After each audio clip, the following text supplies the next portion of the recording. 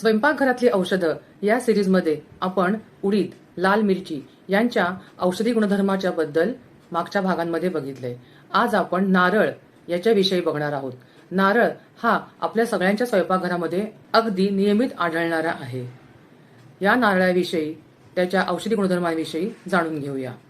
नारळाचं ओलं खोबरं हे दौर्बल्य आणि ब्रूहण करणारं असतं. नारळाच्या दुधामध्ये अनेक औषधी तत्व असतात. नारळाच्या दुधाची सोलकढी ही पित्तशामक असते.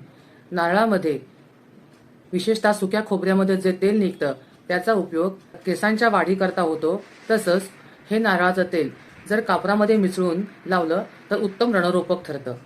नारळाचं पाणी हे सलाईनसारखं काम करतं. दुर्बलतेमध्ये, पित्तरोगांमध्ये तसंच किडनीच्या विकारांमध्ये देखील नारळाचं पाणी हे उपयोगी ठरतं. नारळाचं पाणी हे उत्तम क्षुधाशामक आणि पित्तनाशक आहे.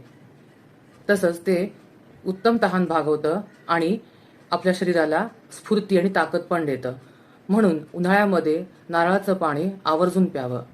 फक्त ते फ्रीजमध्ये स्टोअर करून ठेवून मग ते पिऊ नये. शक्यतो नारळ फोडल्यावर जे ताजं पाणी मिळतं त्याचा उपयोग हा जास्त चांगल्या प्रकारे होऊ शकतो. नारळ हा गुरू स्निग्ध, तसंच त्याचा रस आणि विपाक हा मधुर आहे. तसंच तो शीत आहे. त्याच्यामुळे वातपैतिक विकारांवरती ह्याचा उपयोग चांगला होतो. नारळाची जी कवटी असते ती जाळून त्याच्यातून जे तेल निघतं ते उत्तम रणरोपक म्हणून अन्य औषधींमध्ये मिसळून वापरलं जातं. नारळाचे नारिकेल खंड, नारिकेल लवण, नारिकेल अमृत असे अनेक औषधी कल्प बाजारामध्ये उपलब्ध आहेत.